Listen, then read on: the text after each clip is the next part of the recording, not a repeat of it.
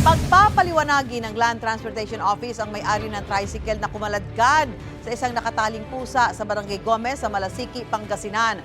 Ayon sa LTO, pinapupunta nila ang may-ari ng tricycle sa kanilang tanggapan sa January 20. Umaasa ang LTO na isasama ng may-ari ang senior citizen na nagmamaneho noon sa tricycle nang makaladkad ang pusa.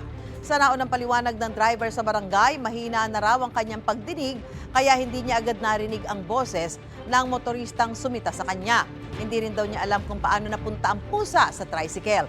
Sabi ng LTO, posibleng bawiin ang lisensya ng tricycle driver kapag napatunayang may paglabag siya.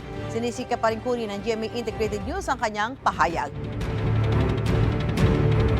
Ginagawa po natin ito sa mga nagva-viral videos. Kahit po walang reklamo, pag nakita po natin na may possible violations of 4136 or possible that the person is not a proper person to operate a motor vehicle, tayo po yung nag-i-issue ng show cause order. Gusto mo bang mauna sa mga balita? Mag-subscribe na sa GMA Integrated News sa YouTube at tumutok sa unang balita.